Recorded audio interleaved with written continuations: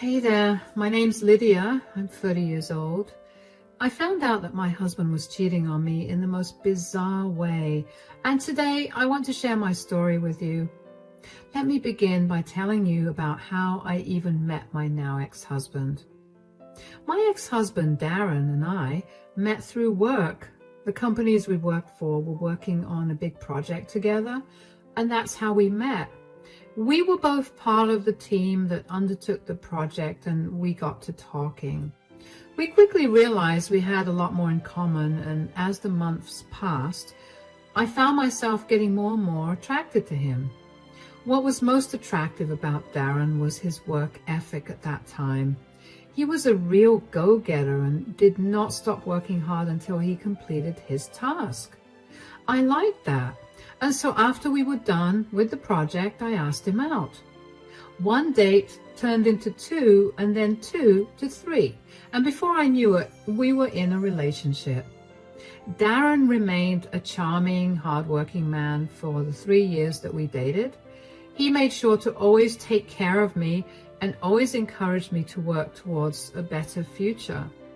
We moved in after dating for 2 years, and at the end of our third year together, Darren proposed to me. I was over the moon about it and was super excited to marry him. At that time, I envisioned us living comfortable and successful lives. Boy, was I wrong. About a year after we got married, Darren's company began letting people go, and unfortunately, he was one of them. Darren was beyond upset that his company let him go, and honestly, so was I. He was one of the best employees that the company had, and it was super upsetting to see Darren so low. However, the two of us decided that it would be best for Darren to take 3 to 4 months off of work to recuperate from the loss of a job and find his motivation to work again. At that point, I was the only one paying for everything. Darren had money saved up, but by the time we hit the 4th month, his savings were barely there.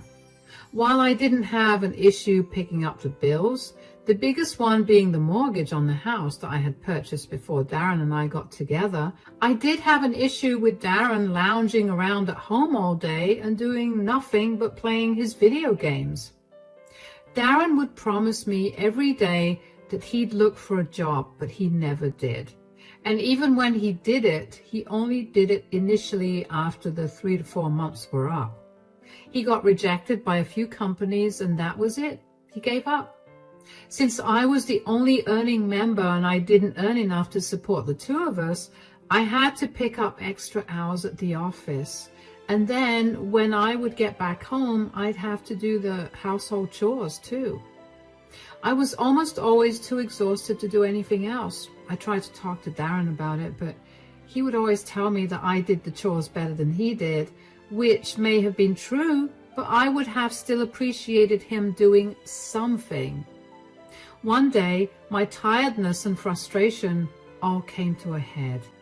I had just returned home from a long day at work, and Darren greeted me with a snarky, "Why were you late?" His tone made me so mad, I couldn't help but snap. "Why were you so late?" "I was working." "Why do you work so much? You're barely at home anymore." "Are you serious?" "Whoa, no need to get snappy. I was just feeling hungry and I wanted to have dinner with you. You took a long time to come, and now it's going to take a while for you to cook too. I'm sorry for just asking." "You didn't make anything for us to eat at all?" You know I can't cook."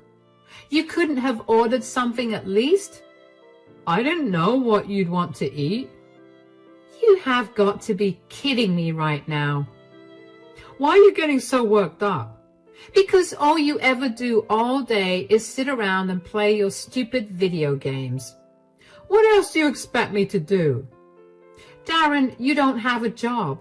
The least you could do was help around the house by, I don't know, doing the dishes or the laundry or even cooking us a simple meal." "You know I'm horrible at that stuff." "I have seen you watch a 3-hour YouTube video on how to fix your PS5. I think you can learn how to do the basic chores." but I could never do it as good as you. I'm not asking for good. I'm only asking that you contribute something to this relationship. If you can't do that, then you need to find a job because I'm exhausted. I cannot keep working these hours and then also come home to do more work. Do you really think that I'm not trying to get a job? Of course I do. I've not seen you apply to a single job since May, and it's been 9 months now. I have applied to plenty of jobs. Oh, really? Then why haven't I heard anything about an interview? None of them responded. If you'd been religiously applying to a lot of jobs these last 9 months, you're telling me that not a single one of them has responded to you? Are you accusing me of lying to you? Maybe I am. Why don't you prove me wrong? I don't have to prove squat to you. As my wife, you're supposed to have absolute trust in me. Oh, yeah? Then as my husband, you're supposed to help me pay the bills. You're impossible. Why do you always have to have a problem with everything, and why do you always have to nag me? Because unless I nag you, you never get anything done. I feel like I'm your mother with the way that I have to constantly tell you to get things done. Do you not think that it's getting exhausting for me too? Maybe if you stopped nagging me so much, you wouldn't be that exhausted. You know what? You're right. I'm going to stop nagging you. I can't spend the night here. I'm going. Figure your own dinner out. I was honestly fuming. I couldn't stand the entitled behavior and I needed space to breathe. So I went over to my best friend Megan's house and I stayed with her for a few days after that. Darren tried his best to get in contact with me and eventually I gave in. After a long talk, Darren promised me that he would be more helpful around the house and that he would start looking for more jobs. That promise of his lasted 2 months. After that, my sister came back into my life. Now, let me tell you a little bit about my sister Lara. Lara and I never had a close relationship. She was always mean to me, and even though she was younger, I was kind of terrified of her. Nothing made me happier than to move out of my parents' home because that meant living away from her. After I moved out, I barely ever spoke to her or even saw her. She didn't even attend my wedding, but I was happy with that. But then she showed up at my house unannounced one day. She told me that she had been doing some self-reflection and that she was sorry for the way she treated me before. I forgave her and we began to repair our relationship. But more than her and I bonding, Darren and Lara quickly became the best of friends. Both of them loved the same video games and Lara would often come over every day to play them with him. It didn't seem strange to me at all at the time. To me, it was a good thing because my sister and husband were getting along really well. Plus, she and I were beginning to get very close too, since she almost practically lived at my house. Anyway, for the next year or so, all three of us spent a lot of time together, and as much as I wanted to be happy about it, I couldn't bring myself to be. Keep in mind that Darren was still very unemployed at this point. Whenever I would bring it up, Lara would shut me down and tell me that Darren was going through a rough patch. Of course, it peeved me that she was taking his side, but I didn't mind because he was at least not taunting me with remarks about me being late. The house was almost always a mess because Darren and Lara would eat like pigs and toss food wrappers all around and then never clean up after themselves. I was now tasked with cleaning up after 2 people instead of 1. I was reaching my breaking point. So I called my best friend Megan and asked her if she was free to meet me one weekend. I knew I needed to get away from Darren and Lara and talk about what I was feeling. Megan agreed to meet me the following weekend, and I was happy to finally meet someone other than my husband and sister. However, on my way to the cafe where I was supposed to meet Megan, I ended up getting a flat tire. I almost broke down crying right there, but I gathered myself together and got out. I tried to change the tire, but I couldn't figure out how to set the jack up. I must have stood outside in the blazing heat for around 15 minutes before a kind stranger walked up to me and offered help. Do you need help with that? Yes, actually. I can't seem to figure out where exactly the jack goes. Here, let me help you out with that. My name's Fred, by the way. Thank you so much, Fred. I don't know what I would have done without you. I'm Lydia, by the way. Well, it wouldn't be very gentlemanly of me if I just let a woman struggle with a flat tire by the side of the road. Oh, that's very sweet of you. Are you from around this town? Not really. I mean, I was born and raised here till I was about 7, and then I moved. I only came back for this amazing job opportunity. Me too. The job opportunity portion only. I wasn't born here. I'm sorry, I'm so awkward. I'm just kind of embarrassed that I was struggling so hard. I mean, you're doing it with so much ease. There's nothing to be embarrassed about. I mean, if I'm being fully honest here, I didn't know how to change a tire until a year ago. No way. But you're so natural with this. I know it sounds insane, but it took a little practice, and I guess I'm pretty good at this. I would get some practice too if I had flat tires more often. Say, I don't mean to be too creepy or anything, but do you want to maybe get a coffee with me sometime? That's a very sweet offer, but I'm married.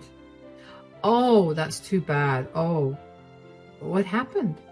I guess I asked you too soon about that coffee. If I had just waited a few seconds longer, I would have seen this GPS tracker and backed off. GPS tracker?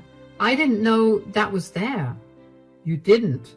Then I guess your husband put it in your car when you weren't aware.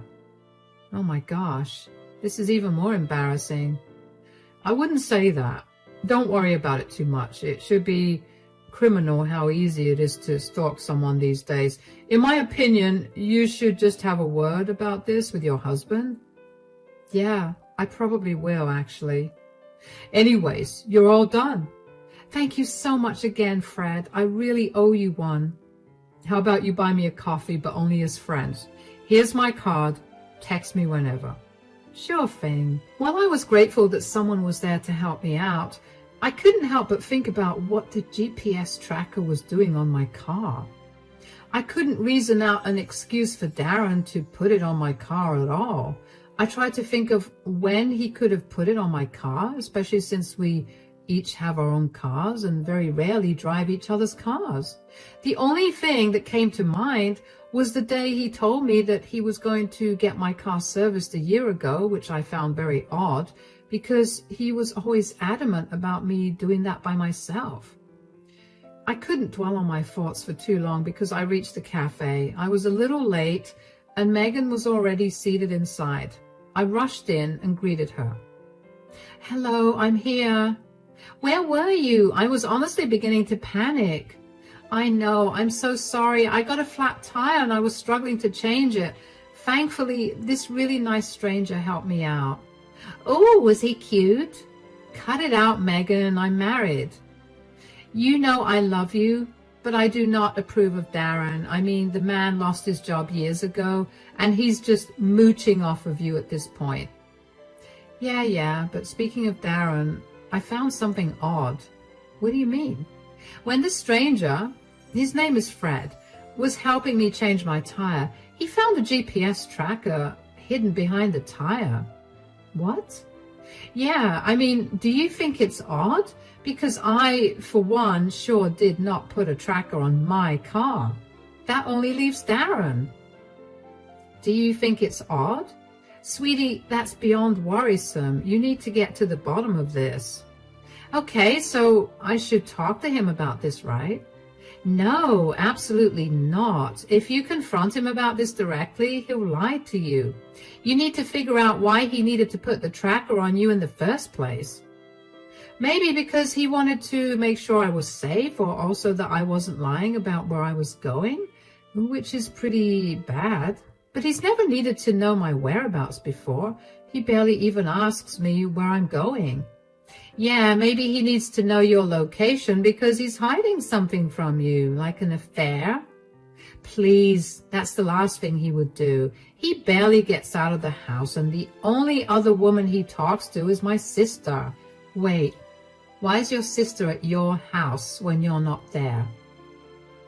They like to game together, so whenever she's done with work, she comes over.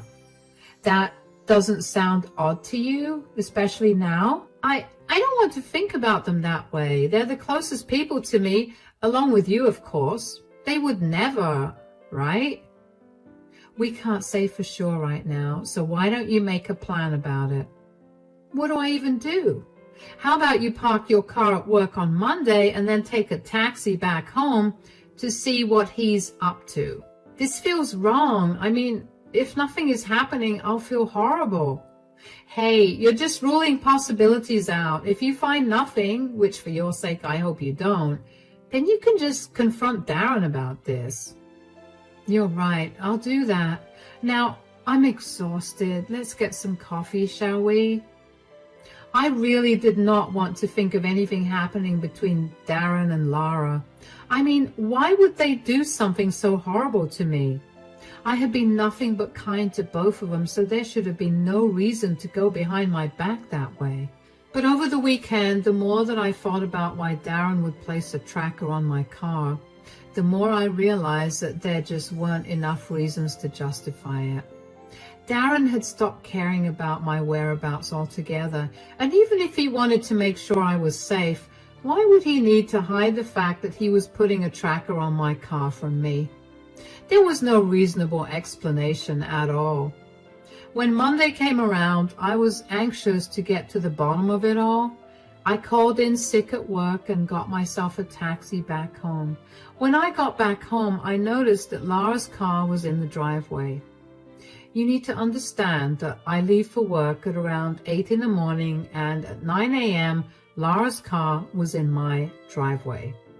I always assumed that she came over only during the afternoons, but clearly that was not the case. I walked into the house with my heart pounding. At first, everything was quiet, until I heard the sound of the bed in our bedroom creaking. I grabbed my phone and opened the camera. I quietly opened the bedroom door and saw Darren and Lara in bed together. I snapped a few pictures of them. I felt numb at that point. I barely even remember what exactly happened after that, but I also made sure to record the entire conversation that I had with them. I let the two of them know that I was there by clearing my throat. Darren was the first to hear me, and when he saw me there, his face paled. The two of them struggled to cover themselves up entirely. What are you doing here? You were supposed to be at work. I made sure you were. I parked my car at work and took a taxi back home. That's right. I know about the GPS tracker. I came back to see if you were hiding something, but why does that matter? The real question is, what are the two of you doing? What does it look like, Lydia? No, it isn't. It isn't what it looks like. Oh, really? It looks like the two of you are sleeping with each other. What else could this be? It was a mistake. I'm sorry. Please don't leave me. A mistake? No mistake happens every day for a year. This has been going on for a year now? Lara, could you just shut up for a second? First of all, stop lying to me. And secondly, don't tell Lara to shut up. At least she's telling me the truth. Look, I messed up. I feel bad right now, and I really want you to forgive me. Why did you do it? What did I not do for you to cheat on me? You're perfect. It's not you. It's me. I swear. I just was alone all day at home, and I had no one to talk to. When Lara came back, it felt nice. I felt heard and seen again. You know, you'd have had me around a lot more if you'd just gotten a job. I had to pick up extra shifts just to cover for us. This excuse of yours is beyond pathetic. Oh yeah, it is. He's actually never stopped talking about how boring you are and how you're not as pretty as me. Not to mention how old you've gotten. Lara! Wow, Darren, you're a disgusting man. And you, Lara? I know we've had our ups and downs, but this? I never expected this from you. I don't know what I did to make you hate me this much, but I'm sure whatever it was not enough for you to sleep with my husband. Both of you are disgusting, vile human beings. I want nothing to do with either of you anymore. Fine by me. And for the record, you've always gotten whatever you wanted. You were always favored by Mom and Dad. The only place I excelled in that you didn't was the dating scene. And it's not my fault that your pathetic husband couldn't keep it in his pants. You broke my marriage because you were jealous? That's pathetic. You can go ahead and leave now. Lydia, please don't leave me. I'm begging you. I promise I'll get a job. Save it. I can barely look at you right now because all I want to do is punch you. So get out of my sight, now. My heart felt like it was shattered. I don't know how I held myself up without sobbing, but I managed to do that until both Darren and Lara left. I couldn't believe that my husband and my sister were sleeping together for a year. After all I did for Darren, this is what I got in return. And Lara? I thought we were finally getting better. But she was only there to sleep with my husband. She just came to me so she could ruin my life yet again. I updated Megan about everything that happened, and she was over at my house in a jiffy. She stayed with me until I was no longer spontaneously weeping, and then also helped me find a good divorce lawyer. It was a great thing that Darren and I hadn't had any kids, because this was the last thing I'd want them to go through. Darren kept trying to contact me and get me to forgive him, but I refused to listen to him.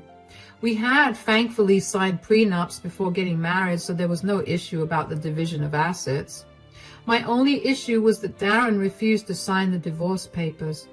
I'm just super lucky that I live in a state where if your spouse doesn't respond to the papers, it becomes a no-fault divorce and the judge gets to approve or disapprove of the divorce. With the evidence I had against Darren for his infidelity and his neglect, the judge barely had to think before approving my divorce. Darren had unwittingly sped up the process of our divorce. It wasn't until 2 months later that he even realized that we were divorced. The only way he found out was because his mother called me to ask me how I could be so crappy to him. I asked her what she meant, and she informed me that Darren had told her that I had been financially abusing Darren and that I had been bringing multiple men home because I thought Darren was not good enough. Of course, I was enraged, and I told her the truth and informed her that we'd been divorced already. I sent her the proof of Darren's affair as well. Let's just say that was not a good thing for Darren. He showed up at my door 3 days later looking miserable. What are you doing here? Did you take pictures of Lara and me that day? Whoa, why are you asking me that? Because my parents found out and now they've kicked me out of the house. Oh yeah, I did. I initially was not going to, but then I found out that you'd been telling them that I accused you of cheating on me and then did not believe you when you told me otherwise. I had to defend my honor, so I sent them the picture. What is wrong with you? I have no house and no money to go anywhere. Oh, you should have thought of that before you cheated on me with my sister. I told you that I felt sorry for what I did. Feeling sorry doesn't erase what you did. You are the only one to blame for where you are right now. Fine, but I'm moving back in here. No, you're not. I have nowhere to go. Do you really not feel an ounce of sympathy or pity for me? Why should I? I was the one that worked my butt off to provide for both of us. I barely slept for 2 years just so we could have food on our plates. I sacrificed everything to give us a comfortable life. And all for what? For you to cheat on me? Did you care about me when you were sleeping with my sister? You put a tracking device on my car, for crying out loud. It was a mistake. No, that was not a mistake. Do you know what was a mistake, though? Me trusting you. Me covering for you for years when you didn't have a job. I should have left you as soon as I realized that you were never actually going to look for another job. I was a stupid fool for doing that. But now I've learned from my mistake, and I'm not letting you back into my life ever again. You can't just throw away a 6-year relationship like that. Come on, everybody makes some mistakes. I promise I won't do this again. Please just let me live here till I get back on my feet. I promise I'll look for a job. It's been 3 months since we finalized the divorce and you still haven't found a job. I don't see any reason to believe you. Now get off my property. I'm tired from work and I don't want to deal with you. Figure your things out by yourself. Goodbye. I couldn't believe the audacity that Darren had to come back to me after we got divorced, only to beg me to give him a roof over his head. I gave him a roof over his head for 2 years too long before I realized I was getting scammed. Not to mention the very fact that he still could not own up to his actions, and he still blamed everyone and everything else but himself, and made me feel so angry. Darren did not leave my doorstep that day, so I had to call the police on him and they escorted him off my property. For a while after that, I hadn't heard anything about or from Darren, and I finally began to feel at ease. At some point, though, a mutual friend texted me to let me know that Darren had been going around telling everyone that I cheated. But since I owned our house, I could kick him out, and I did that. Honestly, I didn't care much at that point. A lot of these mutual friends of ours were barely close with me, and I saw no need to defend myself. Although I did send the pictures of Darren and Lara in bed together to the mutual friend who contacted me. What happened after that was none of my concern. Of course, the truth spread like wildfire among them, and a lot of them reached out to me to check in on me. A few of them did contact me only to tell me that I was a horrible person for fabricating evidence of Darren cheating and to call me a crazy lady. While I did appreciate the friends who did contact me to make sure I was doing all right, I couldn't care less about the people who called me crazy. I mean, I knew that those were the people that Darren was leeching off of, and the only thing that I had to say to them was good luck. He's your problem now. Besides, I blocked everyone and decided that it was time for me to move on from this atrocity and start living fresh again. I focused on getting better after the whole thing. I never realized how much I'd been on edge since the divorce started and ended, and how tired I was in general from having to deal with Darren. I finally got to take some days off without worrying about money, and my home has quickly become something I'm excited to come back to. Megan has also been a great support during this time, and I couldn't ask for a better friend than her. Along with Megan, my other source of support has been Darren's family.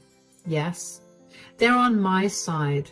They were beyond disappointed with Darren's behavior, and they cut all ties with him. That probably made him even more desperate for a job and a place to live. Not that it was any of my business. As for my family, everyone's cut ties with Lara, and she's been left to fend for her own self. My parents kicked her out of their home and told her to only come back when she truly felt sorry for what she did. It's been a few months, and they're yet to hear anything from her. Once again, I couldn't care less about her. As far as I'm concerned, she's dead to me. On a kind of unrelated note, though, I did eventually give the stranger who helped me out with my tire, Fred, a call, and we met up over coffee. I'm not yet ready to date anyone, but that was a nice start. Life has been slowly going back to normal, and I can't wait to recover from all the exhaustion of the last few years. Once I'm all energized again, I'm going to give my life my best shot. Cheers!